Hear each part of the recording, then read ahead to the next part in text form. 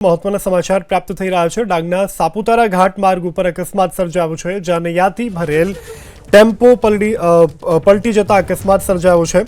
અકસ્માતમાં 13 લોકોને પહોંચી છે નાની મોટી ઈજાઓ। ઈજાગ્રસ્તો હાલ સારવાર હેઠળ છે। તો ડાંગના સાપુતારા ઘાટ માર્ગ ઉપર અકસ્માત સર્જાયો છે।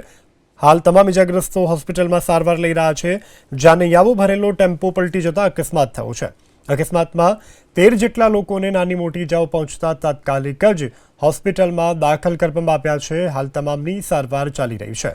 તો ડાંગના સાપુતારા ઘાટ ઉપરના આ દ્રશ્યો છે કે જ્યાં જાનૈયા ભરેલો ટેમ્પો પલટી ગયો છે। ટેમ્પોને અકસ્માત નડ્યો છે અને 13 લોકોને સામાન્ય ઈજા પહોંચતા હાલ સારવાર હેઠળ છે। મહત્વના સમાચાર પ્રાપ્ત થઈ રહ્યા છે। ડાંગના સાપુતારા ઘાટ માર્ગ ઉપર અકસ્માત સર્જાયો છે, જ્યાં નૈયાથી ભરેલ ટેમ્પો પલટી જતા અકસ્માત સર્જાયો છે। અકસ્માતમાં 13 લોકોને પહોંચી છે નાની મોટી ઈજાઓ। ઈજાગ્રસ્તો હાલ સારવાર હેઠળ છે। તો ડાંગના સાપુતારા ઘાટ માર્ગ ઉપર અકસ્માત સર્જાયો છે। હાલ તમામ ઈજાગ્રસ્તો હોસ્પિટલમાં સારવાર લઈ રહ્યા છે, જ્યાં નૈયાઓ ભરેલો ટેમ્પો પલટી જતા અકસ્માત થયો છે।